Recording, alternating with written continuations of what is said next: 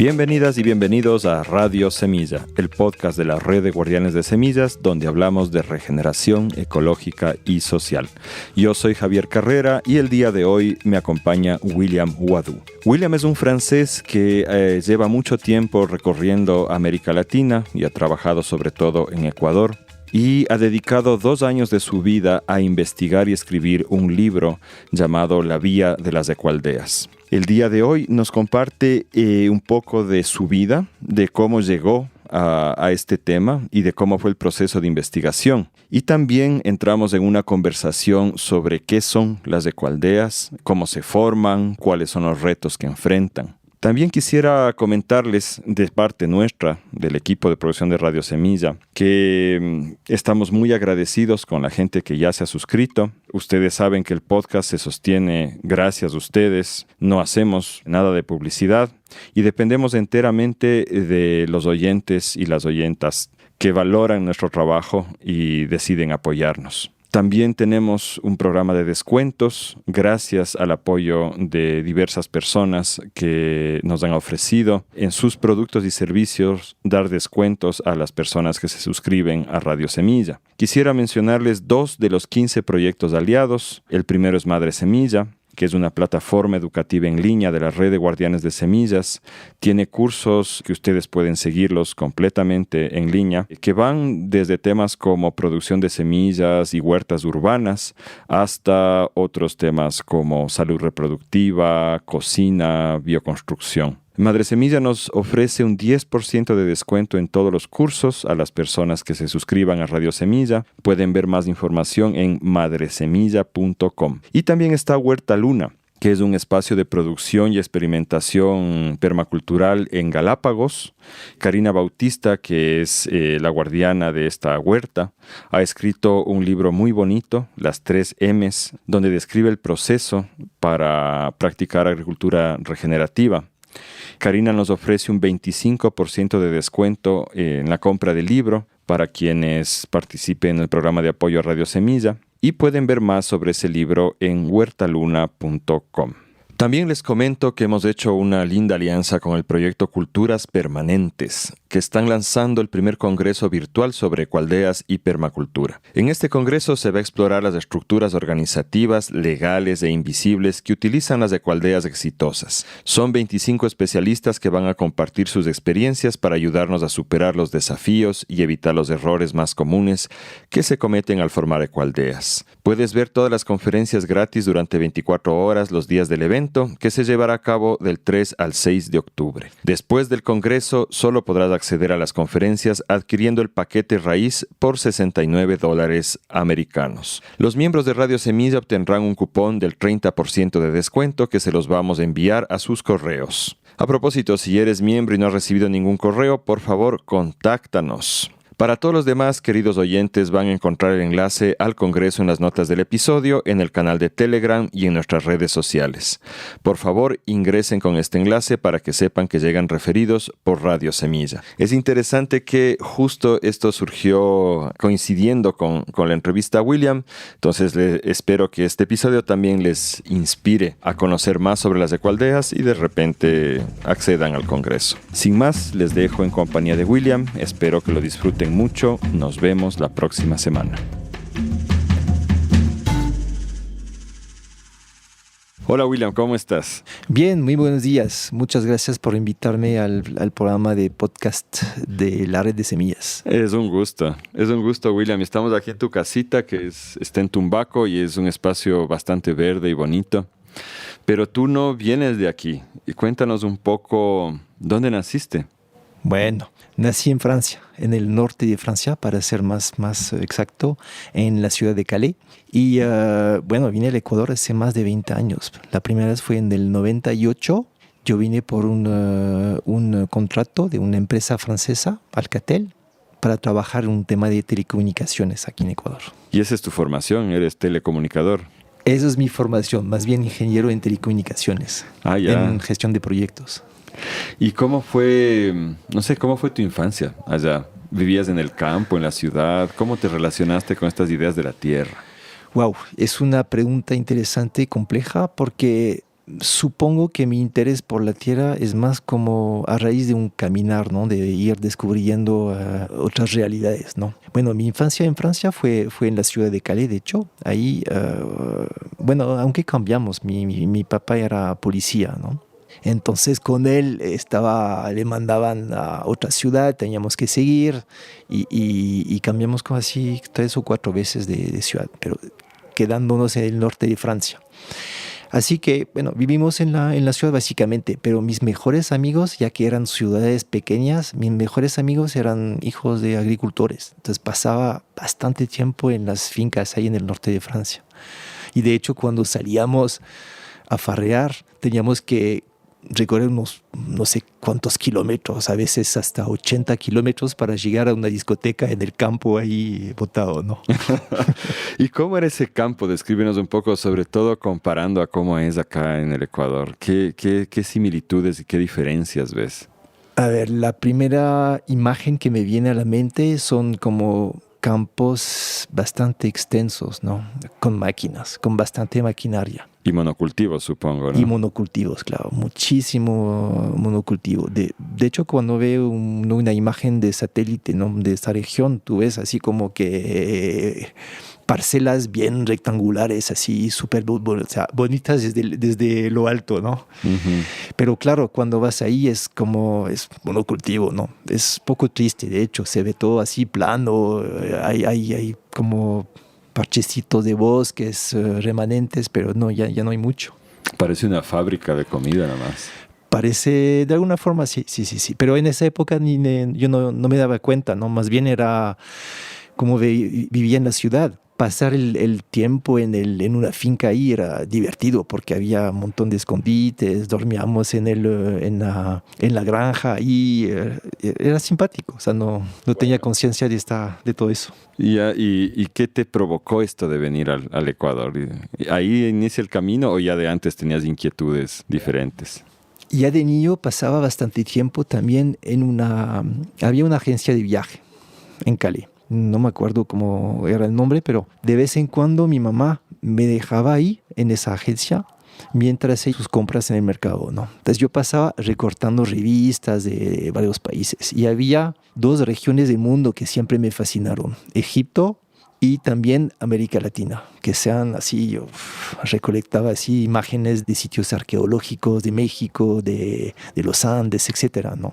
Siempre tuve un apego para América Latina. Yo creo que de ahí viene un poco esa idea de venir a América Latina. Y de hecho, cuando empecé a trabajar después de mi escuela de ingeniería, me fui de una América Latina a seguir proyectos ahí, Honduras, México, Brasil, Argentina, etcétera, ¿no? ¿Y qué hacías? ¿Instalabas antenas?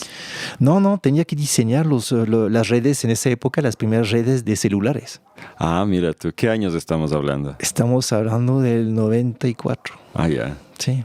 ¿Y así fue como llegaste por acá? Sí, en esa época era interesante, verás, porque como eran las primeras redes de telecomunicaciones, yo llegaba a los pueblos ahí para instalar la primera línea pública así de la comuna, ¿no? Entonces siempre me recibían, o sea, como el rey, ¿no? El que venía con los regalos, ¿no? Y vamos a instalar la primera línea telefónica del pueblo. Y era una época diferente, bien interesante, ¿no? Claro, ahora ya instalar una red ya no sería otra cosa y más bien como sería una invasión, más bien en la privacidad de la gente. En la privacidad de la gente. Claro, es lo bonito de ser pionero en algo, ¿no?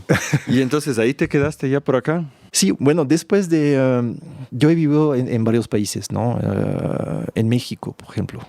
Creo que México fue realmente el primer país que me hizo enamorar del continente. Un país hermosísimo, con muchísimo patrimonio, tanto culinario como de sitios arqueológicos. Y después empecé a viajar y regresé a Francia un tiempo, pero estaba con la ansiedad de poder de nuevo viajar e instalarme en América Latina. Entonces acepté ese contrato en Ecuador. No conocía Ecuador en esa época, ¿no? Eso fue en el 98. Y ahí me quedé un tiempo, o sea, fueron dos etapas, ¿no? Del 98 hasta el 2001. Luego regresé a Francia por temas económicos, porque, bueno, ya sabes, fue la época de la dolarización y entonces fue complicado porque ya había cambiado de trabajo. En esa época hice una locura renuncié a Alcatel y monté una galería de arte contemporáneo virtual aquí en Ecuador. La primera y la última seguramente.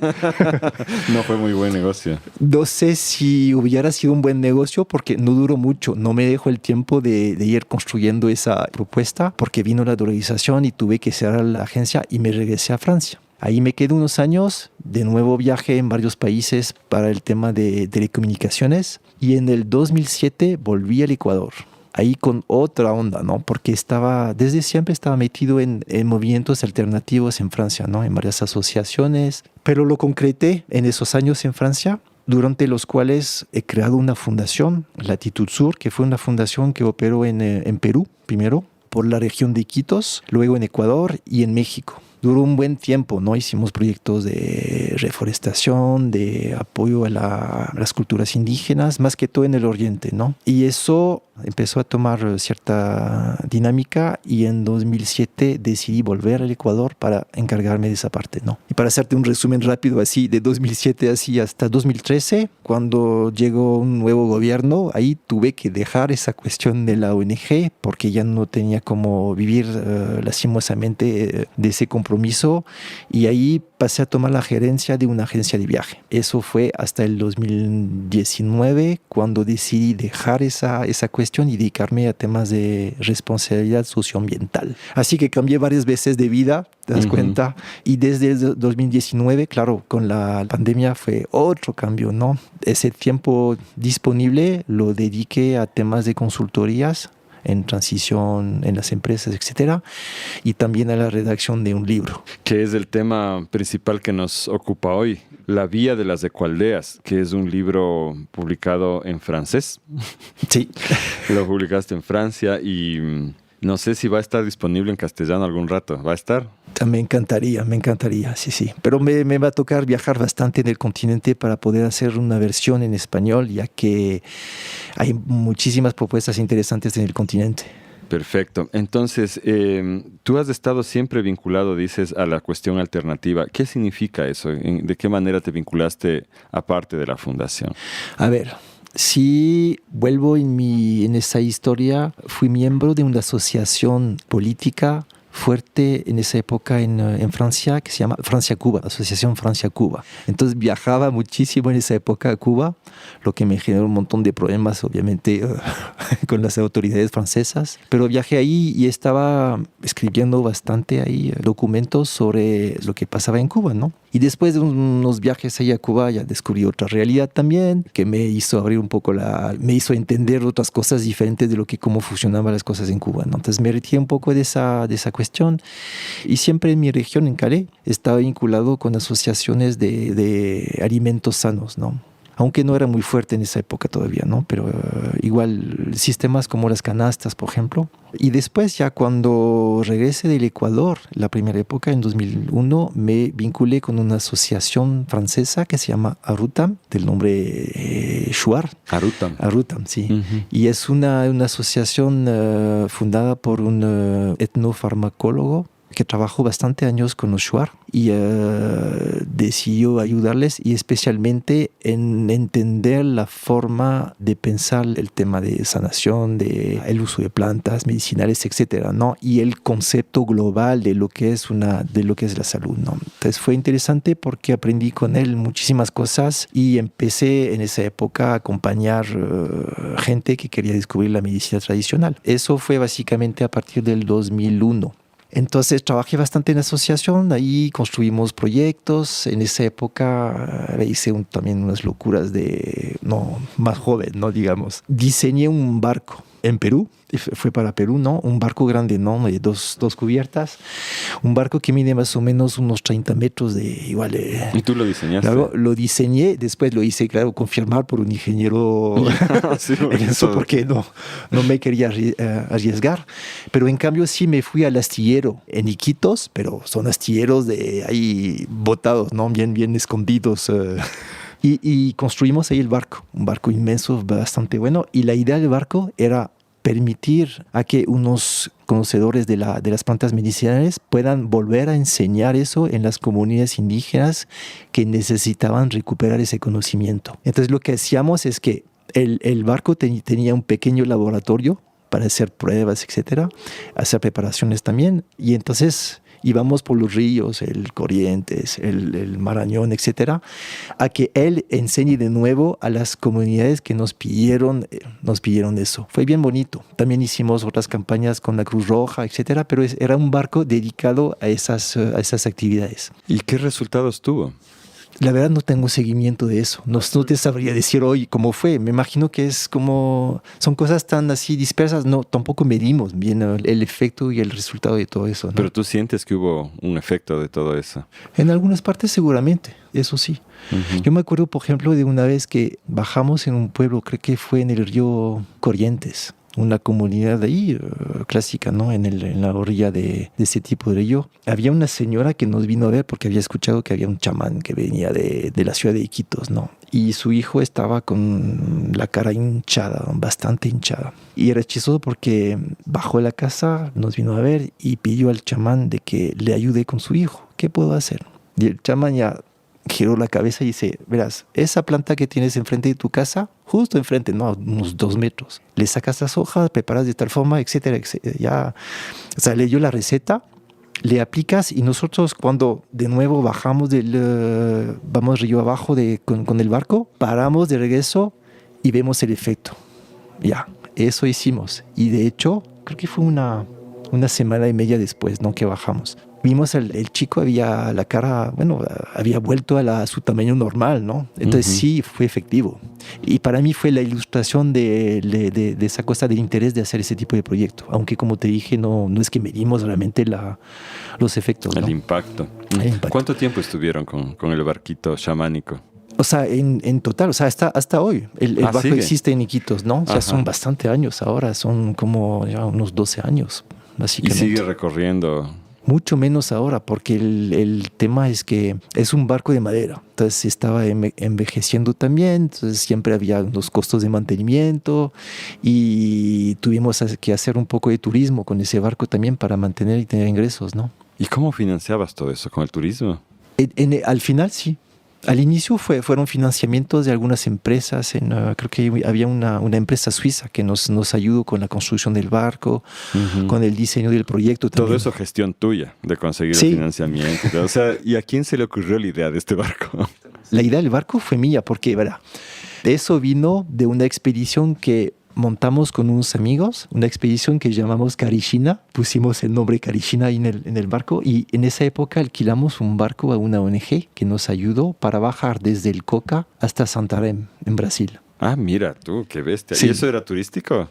No. O sea, al inicio, verás, eso vino de una idea entre amigos, ¿no? De que, chévere, si vamos entre 5 ya a hacer unas vacaciones simpáticas. Pero al organizar esa expedición, nos vinieron otras ideas, otros contactos, etcétera. Y así que, a ver, en esa expedición de 2 meses, ¿qué hicimos? Una campaña de vacunación contra la hepatitis, no me acuerdo si es la B o... Bueno. Espera, eso durante su viaje turístico de amigos, dices. Sí. ¿Ah, sí? O sea, era una campaña de vacunación. Sí, pero ya no fue un viaje turístico, de hecho. Ajá. Sí. Fue un recorrido así con bastante actividades prácticas útiles. ¿Y qué más? La campaña de vacunación. Campaña de vacunación en un pueblo que se llama Los Canduchis, ahí en Perú. El Ministerio de Educación de Perú nos pidió el favor de entregar libros en toditas las escuelas desde Ecuador hasta Iquitos. Entonces paramos en cada escuela de todo ese río a entregar los libros del Ministerio de Educación de Perú. De acá llevamos a unos científicos que estaban, creo que es del IRD, del Instituto de Investigación francés. Ellos nos pidieron llevar a unos científicos para hacer mediciones de no sé qué en el río, ¿no? Acidez, qué sé yo. Porque estaban con un programa grande para estudiar la dinámica de la cuenca amazónica, ¿no? Entonces, y eso hicimos. ¿Qué más? Bueno, así para la parte turística montamos la fiesta nacional francesa del 14 de julio en Iquitos, ¿no? Y el municipio de Iquitos nos prestó unas tarimas ahí. Había un montón de grupos amazónicos ahí cantando, bailando. Fue algo genial, ¿no? Y nosotros teníamos a un amigo que aquí tenía un cultivo de escargots. De caracoles franceses. Y entonces llevamos un montón y así regalamos en las calles de Iquitos para que la gente pruebe. ¿Cómo se comen los escargots? ¿Hervidos? Sí, hervido, sí. ¿Y los sirvieron o los regalaban crudos? No, ahí hay un hotel que nos prestó la cocina para... Y cocinaron, se pusieron a cocinar para regalar a la gente. Oye, no sé por qué, pero bueno, sí, es obvio en realidad. Me hiciste pensar en esas expediciones del siglo XVIII de viajeros, ¿no? La Condamine y tal, así, ese espíritu. Y hay tanta gente que sale de viaje turístico a básicamente o seguir el tour o aburrirse en algún lugar. Que esto que tú dices me parece una cuestión genial. Un grupo de amigos se reúne y no solamente va a visitar, sino que va a entregar también, a ayudar. Y ese fue el origen del proyecto del barco después. Sí, de ahí entonces el barco mismo era un barco de diseño brasileño, que son, según en la época lo que escuché, de los mejores que funcionan en el oriente, ¿no? Entonces, lo que hicimos en ese viaje es visitar unos astilleros en Brasil igual, para conocerla un poquito más, etcétera, de las maderas, de cómo se diseña eso. Y fue a raíz de ese viaje que pensé en el proyecto ahí del barco de la fundación. Qué genial, y el barco sigue hasta ahora funcionando ahí con su... Sí. ¿Y es un grupo de chamanes que está a cargo o cómo es la cosa? No, son personas de Iquitos, básicamente un capitán de barco que está manejando el barco, que él lo gestiona ahí. Pero lleva a los chamanes, a los yachas. Llevamos de vez en cuando a esos yachas. No siempre, de hecho, eran chamanes, ¿no? A veces solo gente que conocía el uso de plantas, porque hay muchísima gente que tiene ese conocimiento. Qué interesante. Y esto tú lo has mencionado, pero muy superficialmente, el hecho de que trabajaste bastante tiempo en el sector turístico. ¿Cuál era la idea tuya ahí? ¿Eran los tours convencionales o buscabas algo más? ¿Dices con la agencia de viaje después? Con la agencia de viajes, ya. Sí. Porque así te conocí yo. Sí. Era el William que se encarga del turismo, pero nunca supe muy bien a qué se dedicaban con eso. Bueno, en esa época era más por necesidad económica, ¿no? Porque el tema es que, chévere el tema de las ONGs, pero ya no tenía cómo pagar la vida normal, ¿no? De mi familia, etcétera. Entonces, por ahí tuve que hacer ese cambio en el mundo turístico. Ahora, lo interesante del mundo turístico es que te permite teóricamente compartir otras formas de ver el mundo, ver otra gente, pero no solo ver lindos paisajes, sino que encontrarte con otras personas. Entonces, eso es lo que me convenció al inicio, ¿no? Claro, te das cuenta que luego es un negocio, ¿no? Que a veces con los socios de la empresa tienen otras prioridades, por lo general son más financieras que otra cosa, y ahí es la razón por la cual dejé ese tema para dedicarme a las cosas que a mí me gustaban más, ¿no? Como cambiar el turismo hacia otra forma de turismo, que no es fácil tampoco, pero... Uh-huh. Pero es bien necesario en realidad. Tu trabajo con los pueblos amazónicos acá, también lo has mencionado con esto del barco, pero también decías que organizaban estos tours, ¿cómo podríamos llamarles? Para conocer la etnobotánica. Ese es todo un nombre elegante.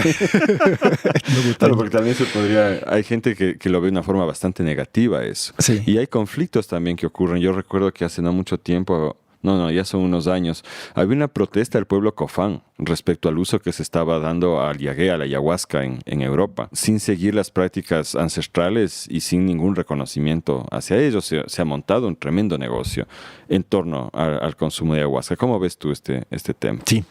A ver, cuando se iniciaron esos viajes para conocer justamente esas prácticas amazónicas, en la época nadie conocía la ayahuasca. En Europa no era para nada conocido, ¿no? Ese amigo que montó la asociación en Francia, primero él tenía el conocimiento bastante fuerte porque pasó meses adentro con los shuar descubriendo esa medicina tradicional. De hecho, él llegó al Ecuador con una ONG francesa que quería implementar unas, ¿cómo se llama?, botiquines ahí con medicamentos occidentales, ¿no?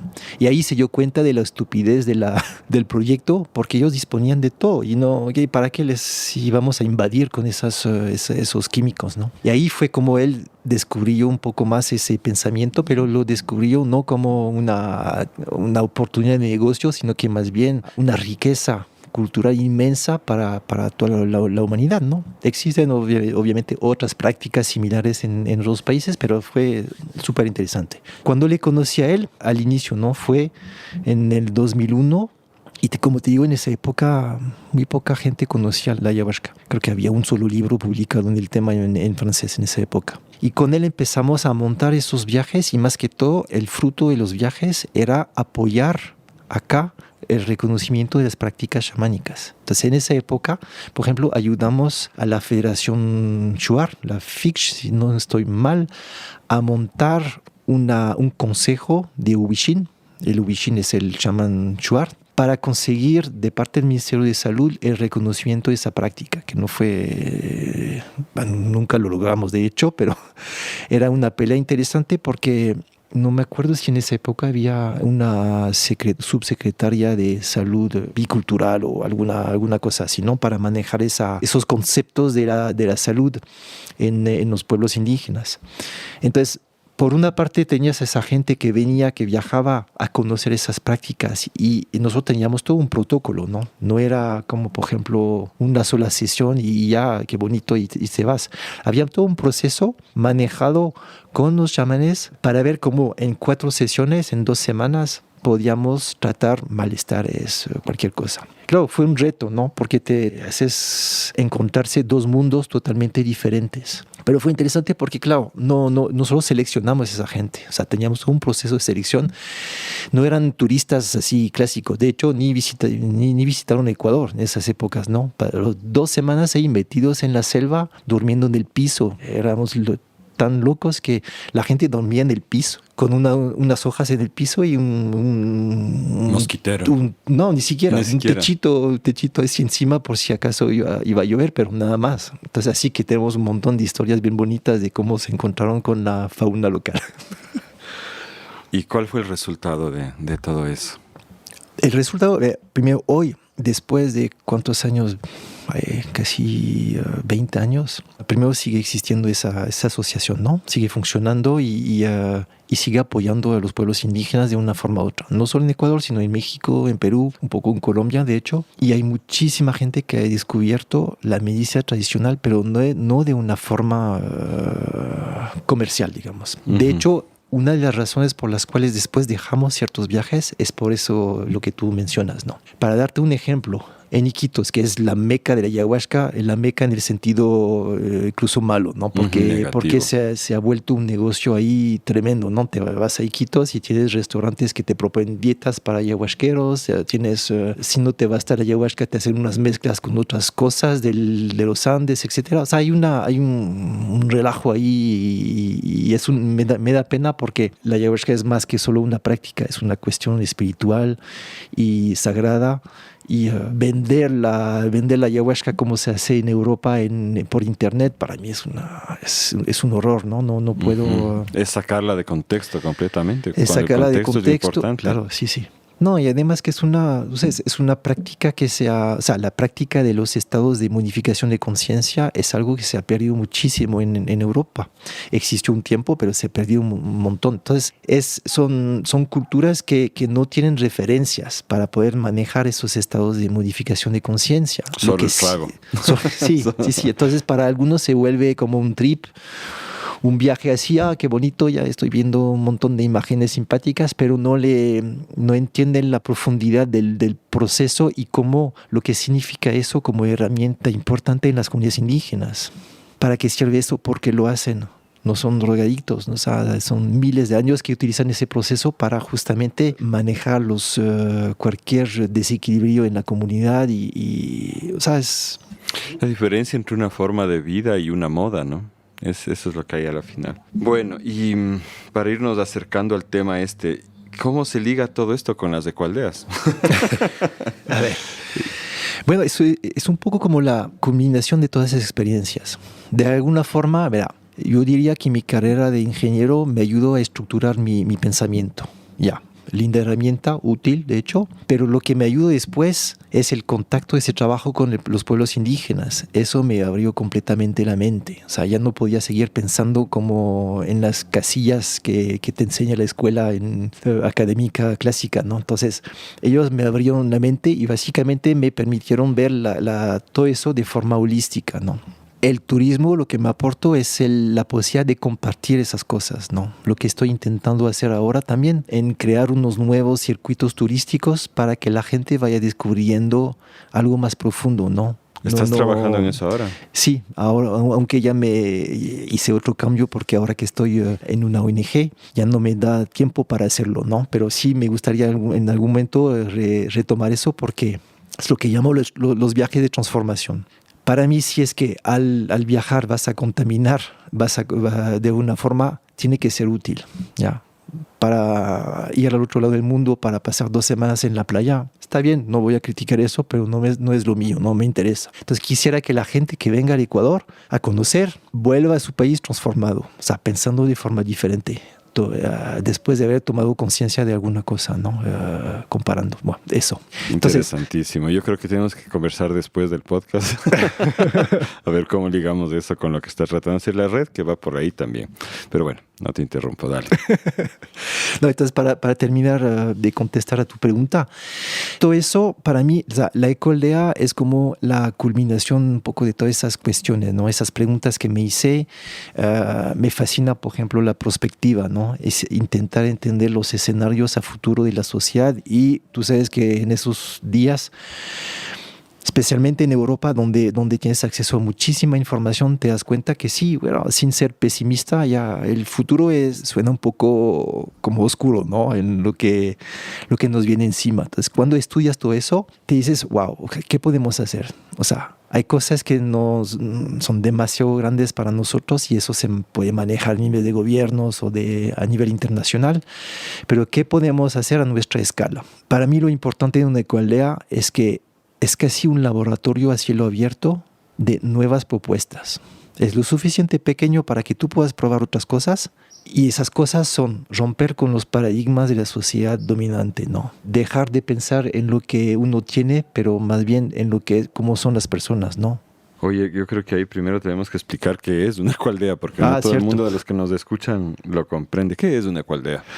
A ver, es una aldea. Es decir, básicamente es una comunidad humana, es un lugar donde se juntan personas a vivir juntos, ¿no?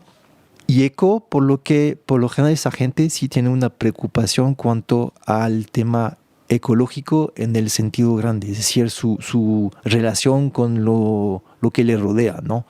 La naturaleza, los demás, la sociedad, la cuestión espiritual, etcétera, ¿no? Entonces, para mí eso es una aldea, ¿no? Esas experiencias que tuve en las comunidades indígenas me ayudan muchísimo, ¿no? Porque ellos todavía llevan ese conocimiento, esa cuestión de vivir juntos. El sentido comunitario, en realidad, que es algo bien profundo, ¿no?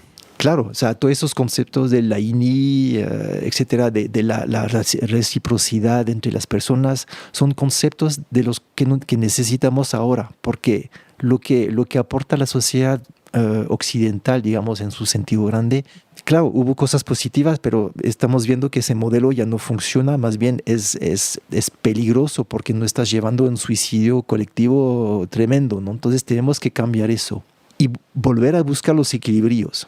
Y esos conocimientos, me doy cuenta que nos podemos inspirar de lo que se aplicó en las comunidades indígenas, pero tampoco les podemos copiar porque ya no corresponde a lo que busca, creo que la gente hoy en día, especialmente la gente que viene de la ciudad o que tiene otros modelos de vida, ¿no? Donde el individualismo es más fuerte. Entonces tenemos que buscar como formas de generar un equilibrio entre lo colectivo y lo individual, ¿no? Entonces las ecoaldeas básicamente son como un grupo de gente que están experimentando nuevas propuestas. Entonces me interesa porque de alguna forma es donde vamos a crear quizás algunas de las soluciones que necesitamos para el futuro, cuanto al tema de solidaridad, de respeto mutuo, de entender al otro, de ser más como empático, de utilizar al otro como espejo también para uno crecer, ¿no? Ya, yo te quería comentar hace un rato que hablabas de este agotamiento de la cultura. Yo, de hecho, también he conocido algunas ecoaldeas y una que conocí que está en la parte de Suiza francófona. Los participantes ahí me decían que la razón por la cual ellos se decidieron a hacer esto y ser ecológicos en su forma de vida, vivir en el campo, etcétera, es porque ellos piensan que la humanidad se va a acabar y tiene que acabarse.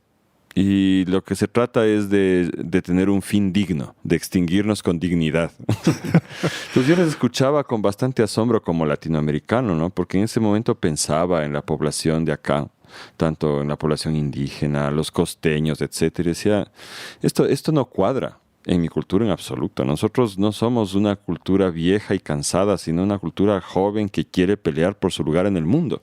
El problema es que, claro, venimos tarde a la repartición y nos siguen robando. Entonces, acceder a lo que el mundo occidental ha disfrutado en el último siglo, ni siquiera el planeta da para que realmente podamos llegar a eso. Entonces, ¿qué sentido le ves tú? ¿Y cómo ves esa diferencia entre el contexto europeo de las ecoaldeas y el contexto latinoamericano? Ahí está, pregunta difícil. Sí. O sea, más que difícil, compleja, porque abarca un montón de aspectos, ¿no? Cada sociedad tiene sus retos, ¿no? Obviamente. Y tenemos un reto ahora casi universal, que son los impactos del cambio climático. Aunque un ecuatoriano no consume lo suficiente para joder a los demás y contaminar a los demás, igual vamos a sufrir de lo que se hace en otra parte del mundo. Y de hecho el cambio climático se nota cada vez más, ¿no? Es una realidad. Los retos, claro, son totalmente diferentes. Podría decir que, por ejemplo, la sociedad occidental, bueno, no sé si se puede hacer una generalidad, no es tan fácil, ¿no? Pero globalmente tiene una crisis espiritual, ya. Creo que se fueron demasiado a los temas materialistas, ¿no? El éxito es cuánto tienes en tu cuenta y si tienes una linda casa y etcétera, ¿no? Entonces son como criterios de éxito en la vida. Nos damos cuenta que nos falta algo. No es que la sociedad occidental es más feliz que en otra parte, ¿no? Por tener tantas cosas, tampoco. Entonces llegamos a unos extremos del consumo que te hicieron perder de vista tu razón de ser, por qué estás aquí en la Tierra, ¿no? Lo que de alguna forma aquí no hay, no son las mismas preocupaciones. Pero tiene otros retos, verás. Una cosa que a mí siempre me sorprendió es que yo venía de ahí diciendo, ya estoy saliendo de una sociedad sumamente individualista. Pero llego al Ecuador y me doy cuenta que es peor. Es más individual. O sea, es peor. De nuevo, es que aquí la diferencia quizás en Ecuador es que tienes una multitud de culturas diferentes. O sea, no puedes decir que un afroecuatoriano piensa lo mismo que un quiteño de la alta sociedad o que un amazónico, ¿no? Entonces hay mucho más diferencias de lo que se puede ver, por ejemplo, en Francia, porque al final alguien del norte piensa más o menos lo mismo que alguien del sur. Eso se borró en el tiempo. Se uniformizó. Porque de alguna forma. Era muy diverso también, claro, ¿verdad? Por supuesto. Uh-huh. Aquí no hay esa cuestión, no. Es más complicado. Pero lo que sí vi, quizás por esa diversidad de gente que no se puede, que les cuesta llevarse juntos, ¿no? De convivir juntos, hay un nivel de individualismo que es bastante alto. ¿Sabes? Acá. Sí. En el sentido que, verá, cuando por ejemplo hablamos de solidaridad, no. Vivimos en el continente más desigual del mundo. Eso no soy yo quien lo digo, sino que son estadísticas. Y estamos en uno de los países más desiguales del continente. Entonces, es decir que la sociedad ecuatoriana no es una sociedad de solidaridad. O sea, claro, hay actos de solidaridad. O sea, cuando hay eventos dramáticos, hay gente que sale a la calle a ayudar a los demás. Pero la estructura política y económica no es solidaria. Ahí voy. Claro. Y entonces es que es una cuestión sistémica. La sociedad ecuatoriana, tal como se construyó, es una sociedad totalmente desigual, en la cual los valores son los de los beneficios a corto plazo, ¿no? Entonces es más fácil ir robando, ya mintiendo, que a veces ir construyendo tu vida ya con los esfuerzos cotidianos, ¿no? Entonces eso es un poco para mí los retos. Es decir que, ¿para qué vas a vivir con otras personas desconocidas? Y además aquí hay una enfermedad fuerte que es la desconfianza. Nadie confía en nadie. Entonces es bien complicado montar una cuestión de ecoaldea entre personas que se desconocen. Los pocos ejemplos que he visto son o bien de extranjeros que vienen a instalarse acá, o a veces son familias. O sea, término de ecoaldea ya se puede conversar y definir de otra forma, pero si es un conjunto así humano, tú puedes ver que hay unas familias que se compran unos terrenos y viven juntos. De hecho, estoy en contacto con algunos que están pensando en eso, etcétera. Pero no sé no es una necesidad quizás de ahora en el caso de Ecuador. En Europa es más claro, porque la gente está sufriendo de muchísimas otras cosas, por ejemplo, el hecho de que muchos viven en la ciudad y con la pandemia se dieron cuenta del desastre total, de que ni conoces a tu vecino y etcétera, ¿no? Entonces necesitas espacios naturales. Ahora están hablando de reconexión con la naturaleza, ¿no? Como si hubieran estado afuera de la naturaleza, ¿no? Pero necesitan reconectarse. Entonces, todo ahora, si ves, incluso las ayudas del gobierno es para que la gente vaya más al campo ahora. Así, están dando ayuda desde el Estado para que la gente tú podrías crear una escuela ahora en Francia con la plata del Estado.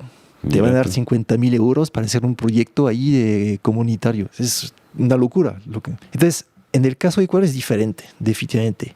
Pero tienes así parches culturales diferentes, ¿no? Tienes grupos culturales diferentes y no hay una forma de convivir entre extraños. Entonces yo no creo que eso se puede dar fácilmente, la igualdad tal como la estoy describiendo en el libro, porque corresponde más al modelo occidental. No creo que funcionaría tanto acá.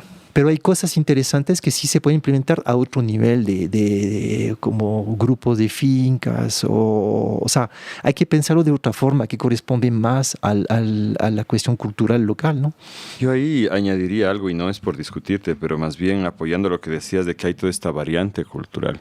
Y yo en cambio lo veo lo mismo que tú estás escribiendo como efectivamente la estructura estatal, el sistema económico, político, etcétera. Es muy contrario a las formas comunitarias de organización y de vida. Totalmente. ¿No es cierto? Es muy, muy contrario. Y sin embargo, la mayor parte de la población del país ha insistido históricamente en mantener modelos solidarios de interacción dentro de sus grupos. Sí. Que además del Ecuador no es que existe desde que se fundó la República, ¿no es cierto? El Ecuador poco a poco se ha ido formando con las últimas décadas, especialmente la identidad nacional, porque hasta cuando yo era niño el regionalismo era una cosa absoluta, ¿no? Que ha ido cambiando. Entonces cada quien en sus grupos sociales mantiene estructuras de solidaridad muy fuertes, que es lo que permite, por ejemplo, cuando está en el extranjero, algunos grupos sostenerse. Y tampoco es igual en todas las culturas del Ecuador, ¿no? Entonces hay grupos indígenas donde tú ves que funciona de una manera, es parte de la vida nomás. Yo recuerdo cuando yo era parte de la comuna Tola Chica, ahí tuvimos un incendio que estuvo a punto de destruir la casa de uno de los compañeros de la comuna, y era impresionante cómo toda la comunidad se volcó a ayudar cuando los bomberos ya no daban abasto. Los bomberos ya no dieron abasto, realmente fue la comunidad la que, gente arriesgando su vida por salvar los bienes de otro compañero, ¿no? Entonces ese es un buen ejemplo para mí de lo que significa una comunidad, pero ya de hondas raíces ancestrales. Y ahí decía una compañera, el nombre que se le da técnicamente a las ecoaldeas en castellano es comunidades intencionales, porque tiene la intención de estar juntos. Pero ella se burlaba por una serie de malas experiencias que nosotros hemos visto y decía, en realidad se llaman comunidades intencionales porque son comunidades solamente en la intención y nunca logran trascender hasta ser una comunidad realmente. Y lo que suele pasar, perdona que me largue tanto, y que yo he visto muchas veces, no solo en América Latina, sino también en otros lados, es que es gente que tiene un cierto nivel económico, vive y depende de la ciudad, ¿no es cierto? Y la aldea en muchos casos acaba convirtiéndose en el espacio del fin de semana o donde van durante las vacaciones y no se integra un sentido de comunidad. Y yo a veces he pensado, y no es que tenga una conclusión ya definida con esto, pero a veces he pensado que lo que hace la diferencia entre esta comunidad indígena fuerte que se sostiene, a pesar de toda la presión que existe de fuera, y una comunidad que se queda solo en la intención, es un tema de necesidad, de que cuando tú realmente necesitas, cuando la supervivencia de tus bienes materiales depende de que vengan a salvarte si se va a quemar, como yo describí, pero también en el cotidiano tantos aspectos de la defensa del territorio, del acceso a recursos como el agua, de la productividad y un montón de otros aspectos dependen, tu vida depende de la comunidad, entonces tú la sostienes. Pero cuando tienes la vida arreglada con tu trabajo, afuera de esa comunidad y no tienes más que la intención de que quieres ser parte de una comunidad, pero no vas a depender de ella, ahí no funciona. ¿Qué piensas tú de esto? A ver, comparto gran parte de tus ideas, ¿no? De lo que tú acabas de mencionar y de la cuestión de la necesidad. Mira, si te pones a ver el modelo de cómo funciona la naturaleza, es un equilibrio entre competencia y ayuda. y colaboración, exactamente, ¿no? En las últimas investigaciones, viste cómo ahora están estudiando la cuestión de redes de ¿cómo se llama? Sí, las micorrizas en el suelo, los hongos. Es interesante ver que al final especies diferentes están colaborando ya a beneficio de todos, ¿no? Entonces, es un equilibrio permanente. El tema es que, como bien dices, la sociedad moderna ha hecho de que ya no necesitas casi, te da la sensación de que ya no necesitas de los demás. ¿Ok? Que ya puedes vivir así con tu trabajito, tu sueldito, y etcétera, y no necesitas de los demás ya. La pandemia nos hizo entender de que no es así. Más bien, los oficios más importantes son los que eran los mal pagados, ¿no? Enfermeras, las personas que te dan la comida en el supermercado, etcétera. O sea, los mercaditos locales, la Besi que te vende lo necesario para tu vida cotidiana. No, toda esa gente que gana mal su vida son los más necesarios en la sociedad. Volvimos a descubrir eso, ¿no? En lugar de pagar unos futbolistas que corren detrás de una pelota así millones de dólares, no. Estos excesos de la sociedad nos damos cuenta que no tienen mucha importancia. Entonces, el tema es que aquí en Ecuador estamos hablando de comunidades ancestrales, ¿no? Que tienen su funcionamiento, sus reglas, su forma de participar en actividades solidarias, etcétera, ¿no? Pero como extranjero, no te vas a integrar tan fácilmente en esas comunidades. Creo que tenemos todos amigos que han intentado hacerlo, lo han sufrido un montón. Yo conozco algunos que se casaron con indígenas en el Oriente y terminaron mal, porque de alguna forma esas comunidades no logran manejar un elemento externo, ¿no? Una persona que viene de afuera, de otra cultura. Claro, no van a tener el interés de intentar manejarlo, es el otro el que tiene que adaptarse, ¿no? Exactamente. Y eso es duro. Uh-huh. En ese caso, las ecoaldeas es como una creación moderna, digamos, ¿no? De una sociedad que necesita descubrir de nuevo lo que es vivir juntos, ¿no? Y se vuelve ahora una necesidad porque mucha gente ya no sobrevive en la ciudad. Entonces, sí hay una necesidad y creo que puede funcionar. Ahora, el tema es que tenemos todos en la mente esas ecoaldeas hippies de los años 70 y con su funcionamiento.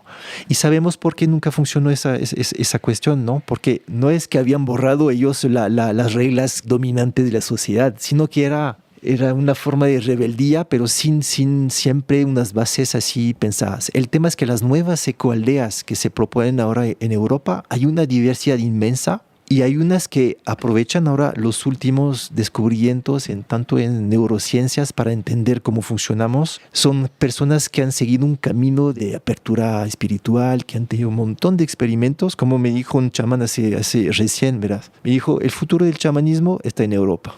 Ya no está donde nosotros. Bueno, no sé por qué habrá pensado eso, pero me hizo cuestionar un montón, ¿no? Porque claro, capaz que por lo que recibe extranjeros que le vienen a pagar, no sé qué, bueno.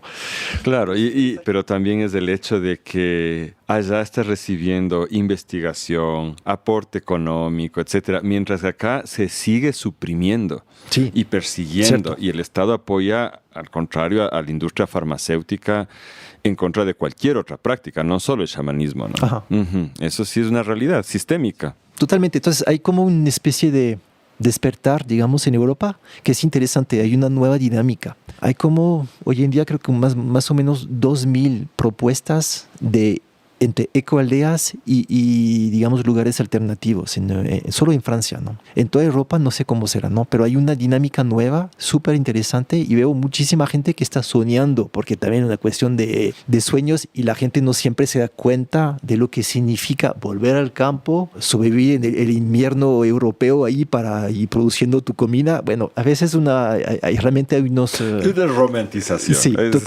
totalmente. Sí. Pero yo he visto varias ecoaldeas bien interesantes y no siempre, claro, se equivocan o no logran manejar ciertos aspectos, pero en cada ecoaldea tienes algo que aprender. Un ejemplo, estuve pasando una semana en una ecoaldea en el sur de Francia y esas personas, era interesante porque estaban aplicando, o sea, primero te decían, al contrario de lo que se suele hacer en las ecoaldeas, que todo está por escrito, ya ponemos ya para evitar de que haya peleas, etcétera. Ellos decían, no, nosotros no escribimos nada. Se construye ahí en la práctica, ¿no? Vamos construyendo esas prácticas. Y lo que hacían es que practicaban una cosa que llamaban ellos corazón a corazón. Es decir, cuando hay una pelea, un conflicto, digamos, ¿no? Que Javier, ya estoy peleado contigo porque me levanté mañana y me hiciste un comentario sobre mi pelo. Ok, yo lo tomé a mal, ¿no? Y lo dices así como chiste, pero sí, claro. En el fondo pasan esas puede pasar, cosas. Claro. Sí, claro. Igual te voy a contar un montón de anécdotas así de cómo pasan las cosas, ¿no? Entonces, bueno, me haces un comentario y de repente reacciono mal. Okay, te mando a ¿ya? Porque algo me tocó en lo profundo, y si no tomo conciencia de eso al momento, voy a reaccionar súper mal. Te voy a contestar de una forma excesiva, etc. Pero básicamente, ¿qué pasó? Es que por tu comentario, es que se despertó algo en mí que hace resonancia con algo de mi pasado, de una vivencia que he tenido, ¿ya? No te pertenece a ti, sino a mí. Entonces, si tú no tomas conciencia de eso, tu conflicto se vuelve una tontera, porque estás armando un relajo sobre algo que te pertenece a ti. Entonces, la idea es que con ese protocolo no expresas lo que te está pasando, sino que te alejas del encuentro. Ahí botas expresas tu emoción, ¿no? Que sea, ya, Javier, que hijo de, ya, o siempre me pasa lo mismo, etc. O sea, lo que sea, pero lo expresas, sacas tu emoción. Eso es lo básico, ¿no? O sea, en lugar de retener las emociones, como solemos hacer aquí, tú sabes, en Ecuador, lo expresas y aparte. Una vez que ya salió, puedes empezar a analizar qué mismo pasa. ¿Por qué me pasó eso, ¿no? Una vez que ya has solucionado, si es que pudiste hacerlo, esa cuestión, te vuelves a encontrar con la persona y le explicas qué mismo pasa.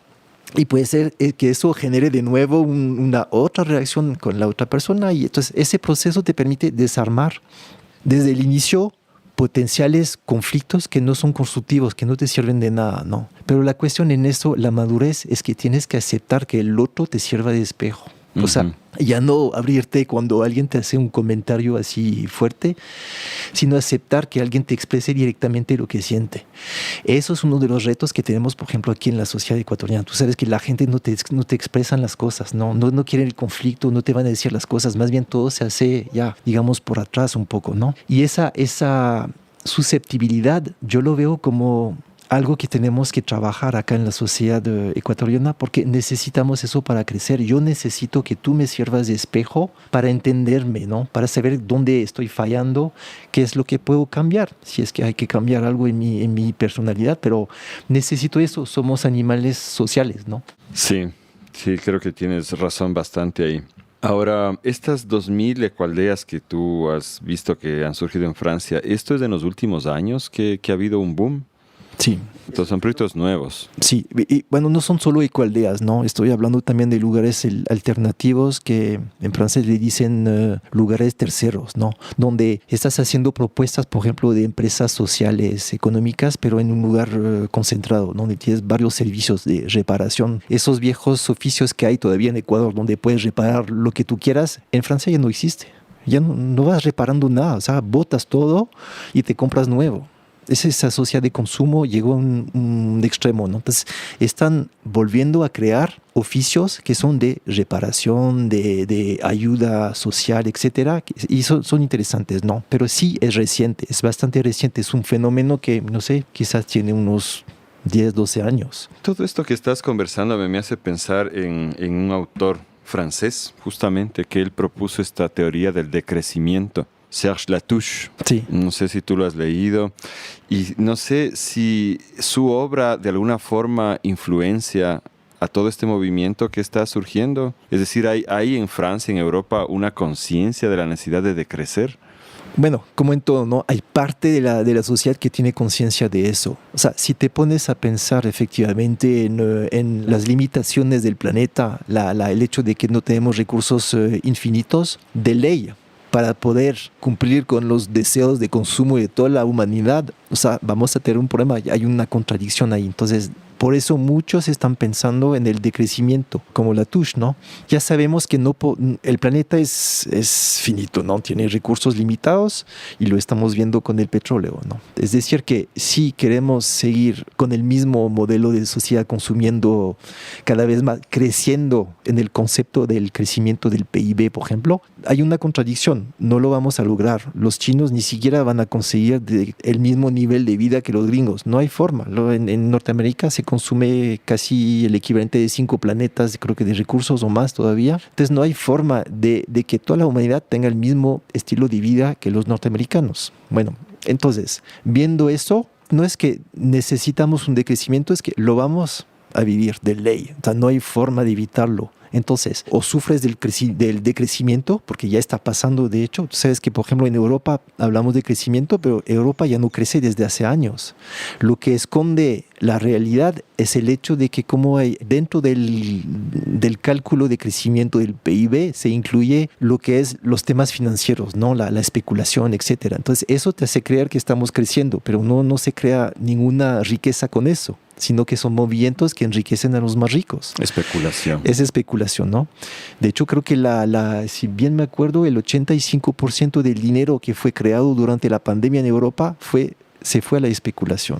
Por eso las empresas se enriquecieron, algunas al menos, se enriquecieron un montón, ¿no? Y pasa lo mismo aquí en Ecuador, de hecho. Entonces, vamos a tener que decrecer y ya está pasando eso. El tema es que ¿cómo manejamos eso? Nos preparamos para una época de crecimiento en la cual ya no vamos a poder consumir cosas inútiles. ¿Cómo lo manejamos? En las ecoaldeas, eso es una reflexión que por lo general está casi siempre presente, ¿no? En las nuevas ecoaldeas. ¿Cómo vivir con lo que realmente necesitas y te hace feliz sin tener que consumir cada año un nuevo celular o qué sé yo, ¿no? Son temas importantes, ¿no? La cuestión del decrecimiento. Yo estoy totalmente convencido de que los gobiernos tienen que manejar eso, que están conscientes también de lo que pasa, pero no pueden vender a su población el hecho de que ya vamos a tener que consumir menos, porque en todas las sociedades estamos inmersos en temas de consumo y si seguimos midiendo lo que vale una persona a lo que consume, si tiene el mejor carro o qué sé yo,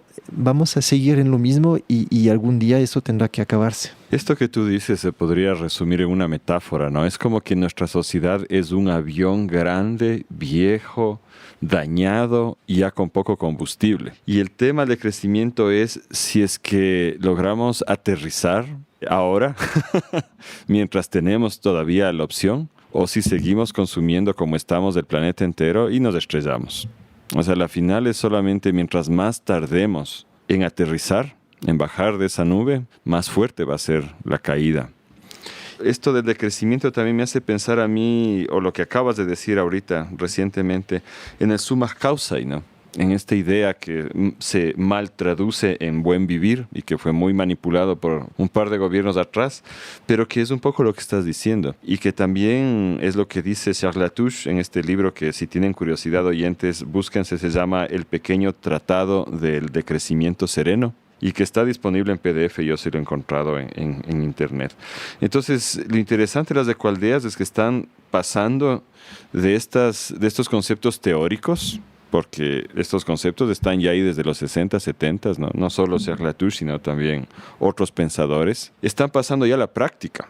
Y ese es el reto grande. Entonces, lo primero que yo me imagino que debe ser complejo es la implementación. O sea, ¿cómo es? ¿Qué hace un grupo de gente cuando decide, ya, seamos ecoaldeanos?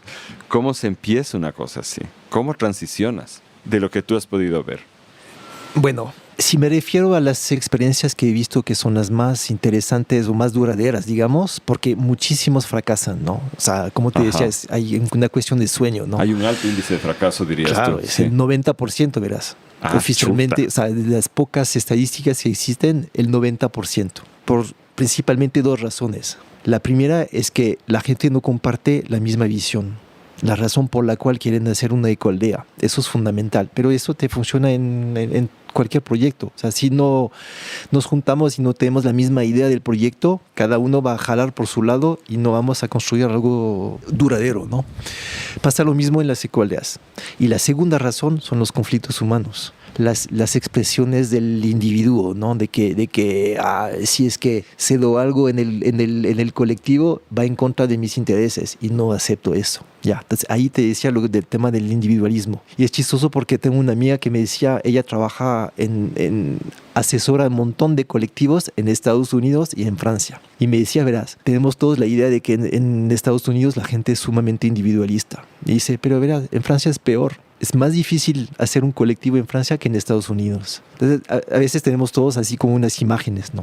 Igual, como te decía un poco en Ecuador, no he visto muchos colectivos que así son como manejan todos esos aspectos, ¿no? Lo que estoy viendo ahora en Europa, pero no significa que es mejor o no es una cuestión de comparar, porque cada sociedad tiene sus necesidades y prioridades, pero es interesante ver esos mecanismos. Bueno, lo fundamental es compartir una visión, es decir, juntar personas que realmente están soñando lo mismo, ¿no? Y eso es fundamental y es un paso necesario para poder ver quién está de acuerdo con esa visión, quién no. Porque tú puedes crear una ecoaldea considerando que el mundo se va a acabar y que necesitas juntar un montón de armas ahí para protegerte del resto de la sociedad. Eso es bueno, ya, cada uno lo suyo, ¿no? Así. O puedes tener otra gente súper así como la cabeza en el cielo, pensando en temas espirituales, pero no están anclados en la tierra.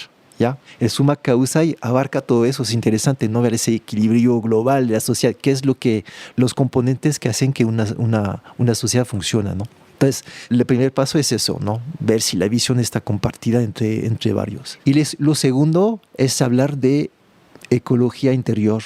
Siempre hablamos de ecología, de tu relación con la naturaleza, que es fundamental, pero yo diría que así es lo más fácil en el aspecto de ecoaldea. Ya puedes aprender un montón de cosas alrededor de eso porque mucha gente está buscando ahora nuevas soluciones. La parte material, dices la parte tú. material, sí, a mí también me parece que de hecho esa es la parte fácil. Sí. La parte técnica, podríamos decir, es la parte fácil. La parte difícil tiene que ver con la persona, ¿no? La persona, ella misma, ¿no?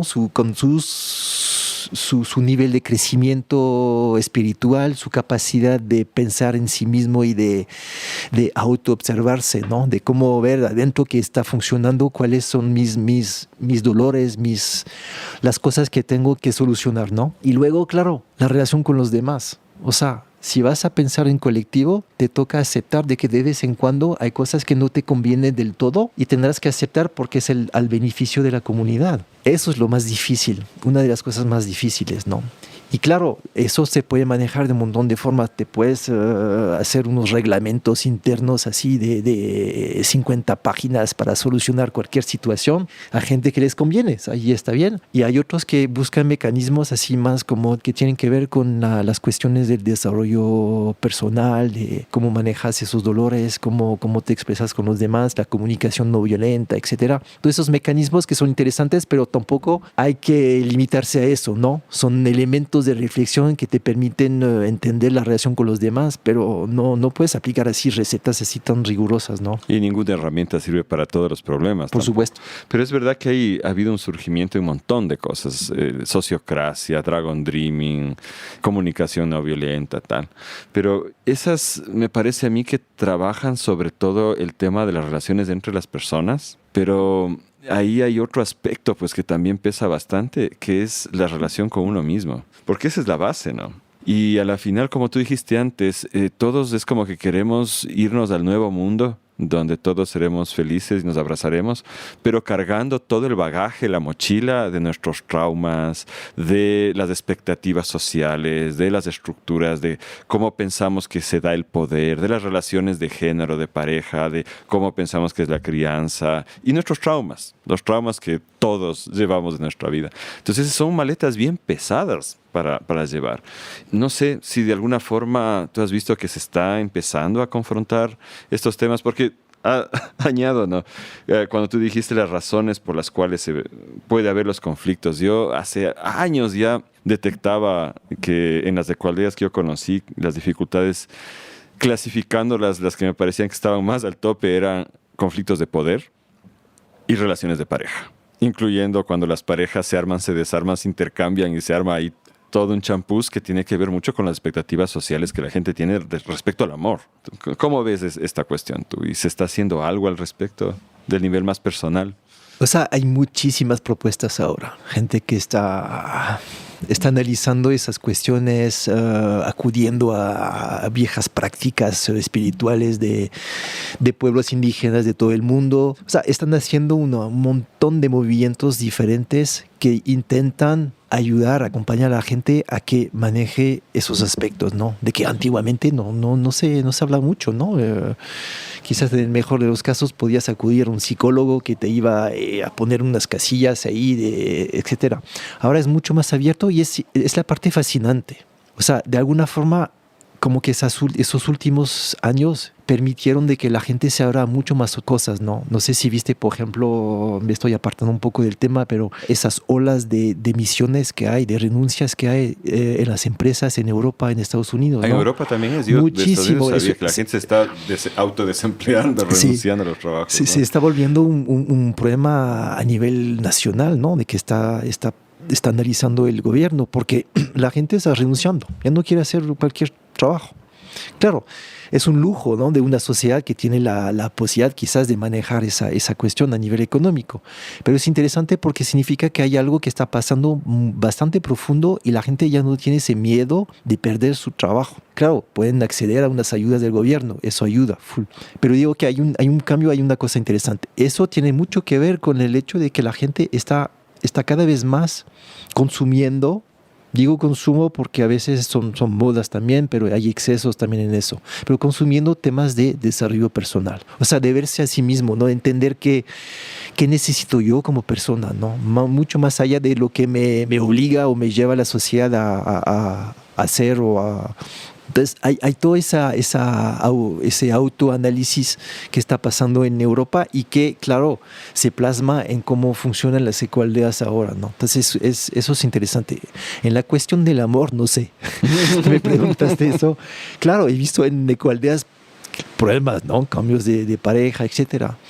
No sé si es específico de ese tipo de propuesta, ¿no? No te podía decir, pero que lógicamente... nuestro conflicto humano. Claro, lógicamente eterno. Estando en una comunidad, o sea, te enfrentas con los demás todos los días, o sea, te cruzas con los demás todos los días y claro, o sea, ya no puedes parecer, ya no puedes ser otra persona, tienes que ser tú mismo porque eso no lo vas a mantener mucho tiempo y ahí está el problema. Estamos en la sociedad del espectáculo, ¿no? Entonces todos salimos a trabajar con una mascarilla, o sea, una máscara diferente para parecer otra persona, no quieres esconder tus problemas, etcétera, ¿no? En una comunidad ya no puedes hacer eso. O sea, lo puedes hacer por un tiempo, pero rápidamente la gente, como está en ese proceso de entender cómo son los demás, de ser más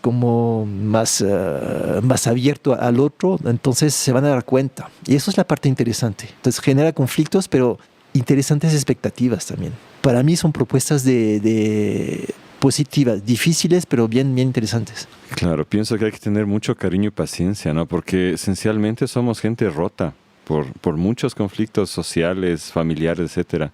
Y como tú dices, yo no había mucho pensado en esto, pero es verdad. O sea, tú estás acostumbrado a vivir tus problemas internos en la intimidad de tu hogar, ya sea solo o con las familias con las que vives. Pero cuando convives con alguien constantemente, eventualmente tú no puedes seguir escondiendo esos conflictos que llevas adentro, van a estallar. Muy interesante. Ahora, una tercera cosa que siempre dificulta es el tema del financiamiento. ¿Cómo está haciendo la gente para lograr vivir en una ecoaldea? ¿Cómo se sostiene económicamente un proyecto así? Mira, haciendo de nuevo unas generalidades así a grandes rasgos, ¿no? De lo que he visto es que las personas que participan en las ecoaldeas o son gente sin plata, buscando una forma de sobrevivir o otras alternativas, pero con muy poca plata, o son personas que viven de sus rentas. O sea, personas arriba de los 50 años que se dan cuenta que están a punto de terminar su vida quizás solos y están buscando una forma de, o sea, juntarse con personas que quieren y pasar esos últimos años entre ellos, ¿no? Exagerando, jubilados, obviamente. Rentistas que ganan de sus bienes raíces, gente así. Exactamente. Entonces, entre los dos, claro, existen personas que están tomando riesgos, que no tienen tanta plata, pero quieren invertir en eso, etcétera. Es interesante, pero no tienes ahí, creo, la representación de toda la sociedad. O sea, son como los extremos, ¿no? Gente alternativa que siempre vivieron de lo que podían, a veces, claro, de las ayudas del gobierno también, porque existe eso en Europa. Pero a veces donde yo he visto unas ecoaldeas donde viven realmente muy poco, de lo que producen, de la miel que producen, etcétera, y viven con eso, están totalmente afuera del sistema, que es muy difícil en Europa, de hecho, pero existe eso. ¿Y logran sostenerse económicamente con la producción? Sí, hasta que tengan una familia. Ajá, ese ahí es está un el punto otro importante. tema. Sí, ya que hablaste de amor, ya al momento que se empiezan a reproducir, ya se vuelve más complicado porque hay otras necesidades, ¿no es cierto?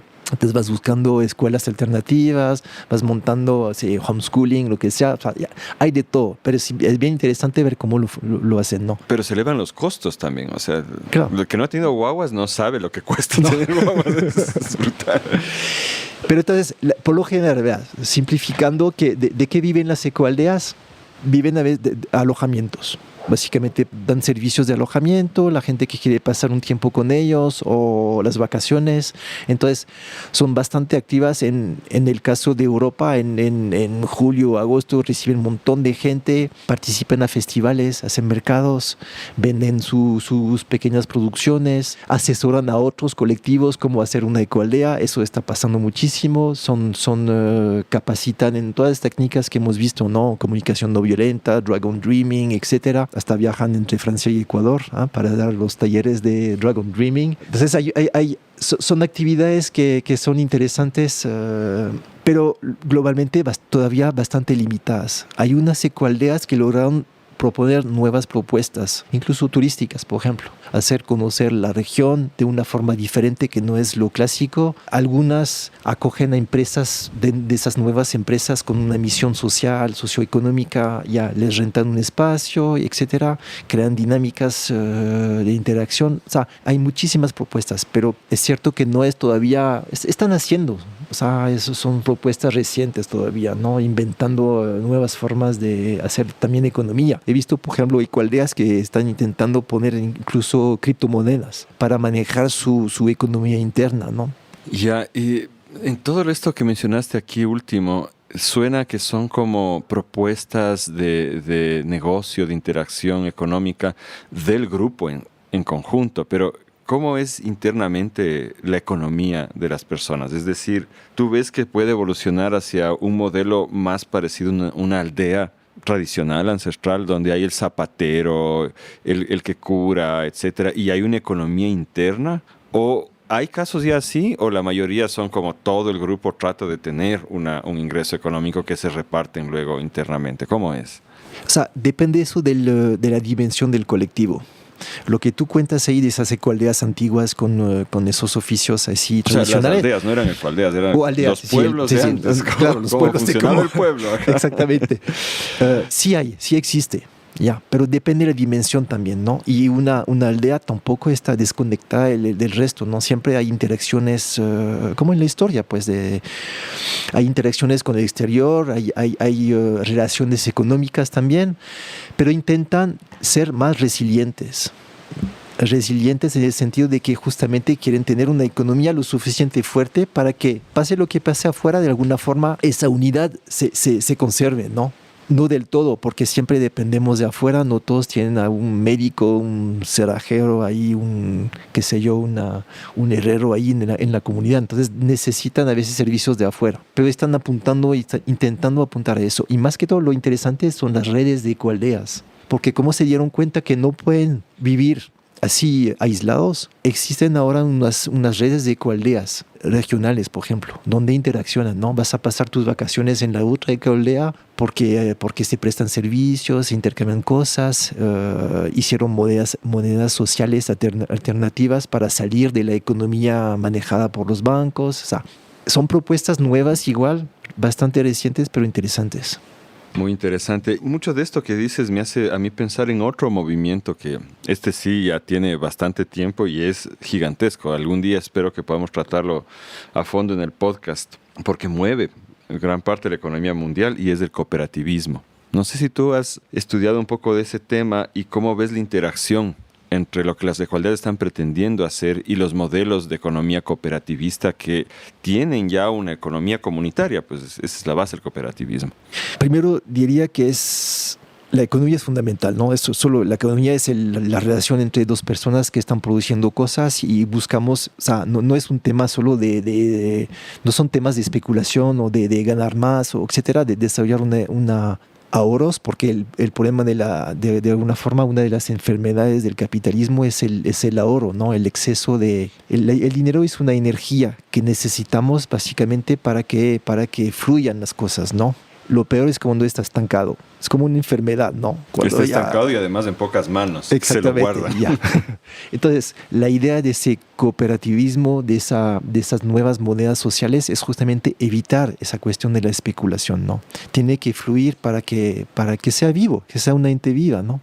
Entonces, igual, en esas redes de ecoaldeas están desarrollando ese tipo de propuesta, justamente para romper con ese paradigma, ese mecanismo de acumular en una cuenta y ¿para qué? En un mundo totalmente inestable, bueno, claro, quizás te puede dar un poquito más de seguridad, pero capaz que mañana el dólar norteamericano ya no vale nada. Bueno, hoy en día vivimos me contradice la actualidad, pero en algún momento todo eso se puede caer. Entonces, ¿qué es lo más importante? ¿Lo que tienes en tu cuenta o la calidad de las relaciones que tienes con tus vecinos, con la gente que vive en tu aldea?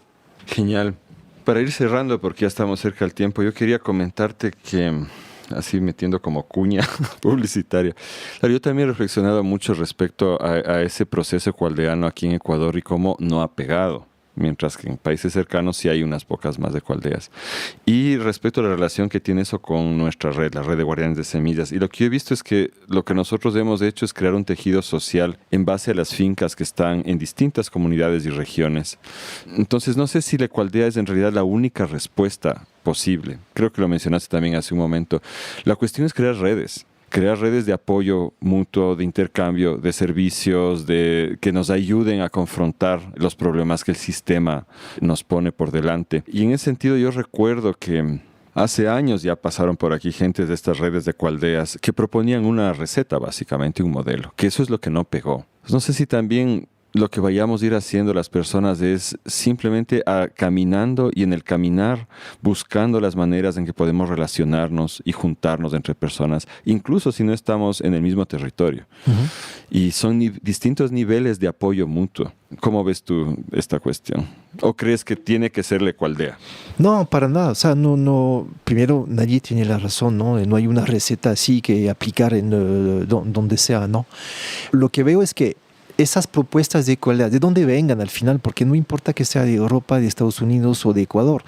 Lo interesante es ver lo que puede aportar en otro contexto ese tipo de propuesta. ¿Cómo nos podemos inspirar de lo que se practica en otras partes? Porque igual somos humanos, que seas ecuatoriano, francés, o tenemos los mismos retos individuales, ¿no? Queremos crecer, queremos ser mejores versiones de nosotros mismos. ¿Y cómo lo logramos? ¿Cómo hacemos sociedad? Porque a futuro vemos que si las cosas se degradan, no sé a qué velocidad, ¿no? Si se van degradando, vamos a necesitar de ley de los demás. O sea, yo no puedo sobrevivir solito en mi casa acá, o tú tampoco. Nadie puede sobrevivir, de todos modos. Es dentro del imaginario de que el superviviente vive solito a lo lejos en su bosque. Tampoco funciona eso.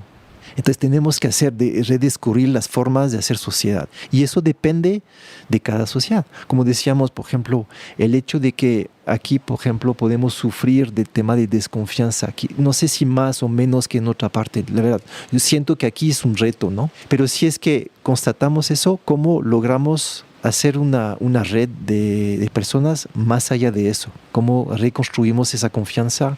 ¿Cómo hacemos sociedad? Si la respuesta no es convivir en el mismo lugar, está bien, o sea, quizás no es necesario, porque es diferente acá. O sea, entonces sí tenemos que seguir buscando otra receta. Lo que sí te puedo decir es que yo no tengo ninguna confianza ahora en los gobiernos, donde estén, y que esas respuestas tienen que venir de la sociedad civil. Uh-huh. Primero porque no existe un Estado revolucionario. Eso no es un Estado defiende los intereses de los que más tienen. Es su razón de ser de un gobierno. No va a cambiar las leyes porque se dan cuenta que es bueno para la población. No. Eso tiene que venir de la sociedad civil y exigir de que el gobierno ya haga unas leyes que les sirvan, ¿no? Nos damos cuenta que ahora, de alguna forma, el élite renunció desde hace años a lo que es bueno para su población, ¿no? Hasta escuché recién un estudio interesante sobre el hecho de que entrevistaron a algunas personas súper ricas a nivel mundial, y ellos consideran de que ya no les interesa el futuro de la población, quieren ver cómo van a sobrevivir ellos, comprándose una isla no sé dónde, haciéndose a Marte como Elon Musk. Sí, exactamente, comprando un búnker como se hizo el dueño de PayPal ahí en Nueva Zelanda. Las élites francesas están comprando en Suecia, parece. de lo que escuché ahora, porque Suecia es uno de los países que podía sufrir menos del cambio climático, ¿no? Entonces, se va a poner más calientito, piensan. Yeah. Pero es interesante que esa gente a ese nivel, con tantos recursos, estén pensando que el futuro es sobrevivir debajo de la tierra. Huir. Básicamente de su responsabilidad, ¿no? Porque al final ya podrían participar a un futuro mucho más positivo, porque no es que el mundo se va a acabar, o sea, el mundo va a cambiar y mejor que cambie ahora.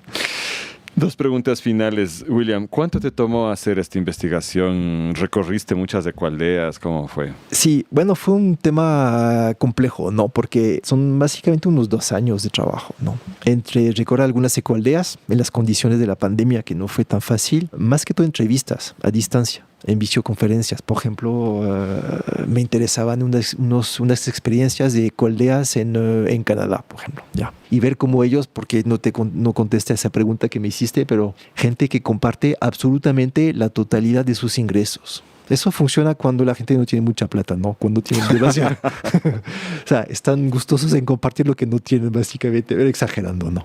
Pero fue interesante porque ellos pusieron unos mecanismos para eso, ¿no? Cómo manejamos la economía del grupo y si tú ganas 200 y yo gano 1.500, compartimos todo eso. ¡Wow! ¿Te das cuenta? Brutal, eso es un cambio brutal, ¿no? Como que fuera una sola familia chiquita, pero ya a nivel del grupo. Ajá. Entonces son experimentos interesantes de ver cómo funciona y cuáles son las peleas que están teniendo después, ¿no? Porque no es ideal, ¿no? Pero es interesante ver cómo intentan solucionar las implicaciones de ese tipo de decisiones, ¿no? Entonces me tomo básicamente unos 2 años. He visitado más que todo ecoaldeas en Europa, ¿no? No tanto aquí en América Latina, ¿no? De hecho, hay una simpática ahí que ya también conoces, la de Rianón, aquí en Ecuador, ¿no? Interesante ver cómo son las propuestas. Hicieron una búsqueda de visión hace poco, ¿no? En la ecoaldea. Entonces, todo hubo bastante trabajo también de entrevistas de personas que proponen metodologías de gestión de conflicto, de cómo hacer de que todo el grupo esté expresándose, la democracia horizontal, ya sociocracia, etcétera. O sea, un montón de cosas interesantes, ver cómo funcionan, ¿no? 2 años básicamente. Bueno, y la segunda que te quería hacer, pregunta final es, ¿y vas a vivir en una ecoaldea? Después de toda esta investigación, ¿te dio ganas de vivir en una ecoaldea? A mí es mi sueño. Sí. De hecho, estoy preparando eso. No sé en dónde todavía, ¿no? Lastimosamente es que ya es difícil predecir lo que va a pasar a futuro, ¿no? Entonces me dejo llevar un poco por lo que viene, pero sí. Yo voy a terminar mi vida en una ecoaldea. Bueno, esa es la mejor propaganda que puedes hacer entonces del tema, porque una cosa es que uno se imagine cómo será y otra es dedicar 2 años a investigar esto, ver todos los retos que hay y aún así querer proseguir con ese sueño. Te felicito por eso y te agradezco mucho, William, el tiempo que has compartido con nosotros. Cuando tengas tu ecoaldea, nos invitas ya. Volvemos a hacer otra entrevista y a ver cómo te ha ido. Más bien haremos una fiesta. Una fiesta, buenazo. Muchas gracias. No sé si quieres despedirte de los oyentes con algún mensaje. Muchas gracias, ¿no? A todos por haber escuchado hasta el final esa entrevista, ¿no? Creo que es un tema interesante y bueno, estoy a la disposición de las personas que estarían interesadas por tener más información sobre las ecoaldeas, ¿no? Sí, cualquier contacto que quieras darnos vamos a poner en las notas del episodio. Esperamos que el libro La Vía de las Ecoaldeas esté en algún momento disponible y en castellano, pero claro, tú nos has explicado que no es traducir, es realmente hacer una investigación más amplia de lo que pasa en América Latina y eso te tomará un poco de tiempo.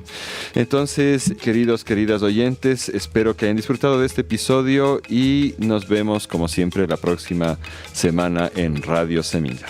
Chao. Chao.